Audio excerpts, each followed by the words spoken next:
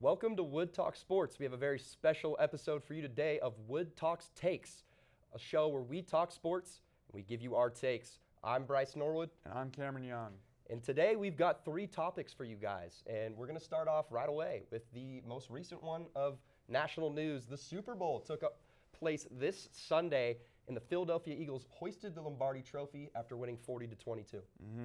Yeah, man. Jalen Hurts and, the high-flying Eagles, able to take down the Chiefs, and a dominant score of 40-22. Jalen Hurts winning Super Bowl MVP as well. And another thing I want to bring up is Saquon Barkley, able to break the all-single-season rushing record. So incredible feat to him. So congratulations to, none other than Mr. Barkley.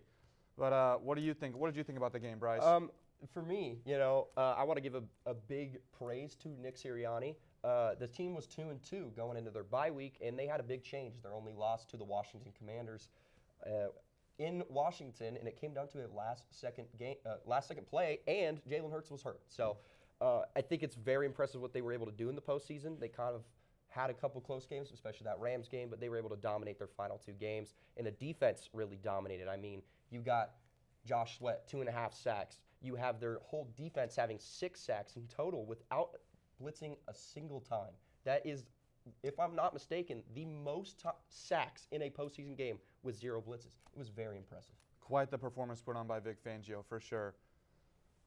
Yeah, it was. You mean Eagles had more points than Chiefs did yards Exactly, in the first half. So that's enough for that topic, though. We're going to move on to our next topic. We'll dive deep into the NFL draft. It is an exciting time of the year for me especially, and there's 2 highly anticipated draft prospects, Cam Ward and Shedeur Sanders. Yeah, Cam Ward, one of those guys that in college just absolutely showed out. You take a look at some of the clips that he has just against Virginia Tech alone.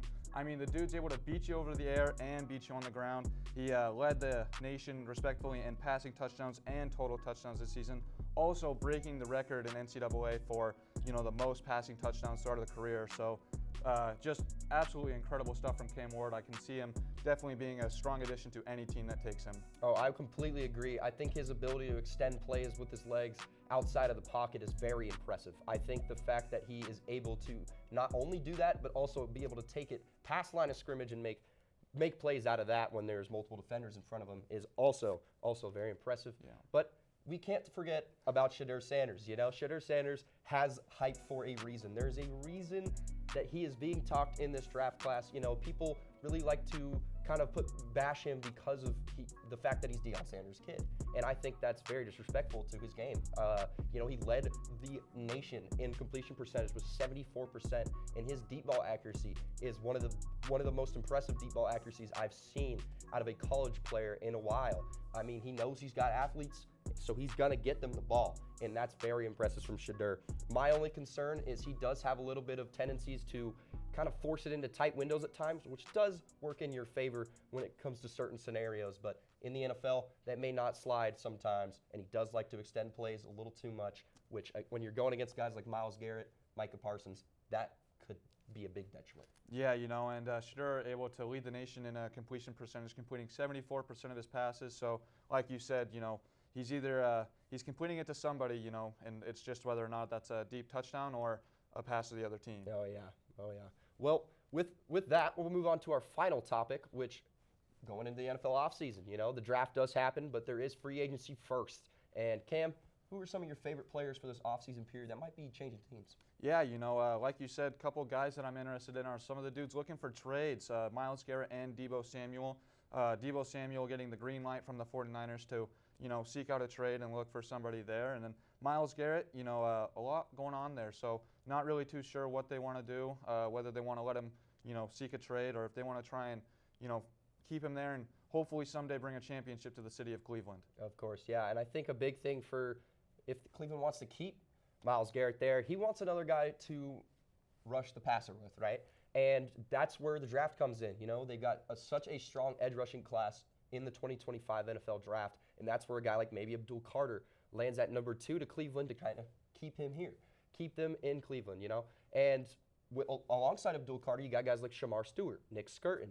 You've got guys like, LT Overton, who I think might be going to another year. But there's just a lot of guys. There's a lot of guys. Landon Jackson, it's very impressive draft class, especially in a weak quarterback class. But you got guys like Jackson Dart for a quarterback class who has been rising a lot. You know, it's a very impressive Senior Bowl performance. So I'm excited to see what happens in the draft. Yeah, you know, Jackson Dart, USC transfer, obviously finished it up at Ole Miss, you know, and so, I mean, we talked about, you know, how weak the class is, you know, weak, so to speak, but, you know, Jackson Dart's definitely a guy that I could see improving whatever team that he goes to. Yeah, that's something I definitely can see. I mean, there's a lot of exciting things for the draft and the offseason in general, including another free agent like T. Higgins, who's the top free agent in this year. So, but that's going to be all the time we have for today. Thank you for tuning in to Wood Talks Takes. I'm your host, Bryce Norwood, with my co-host, Cameron Young. Good night.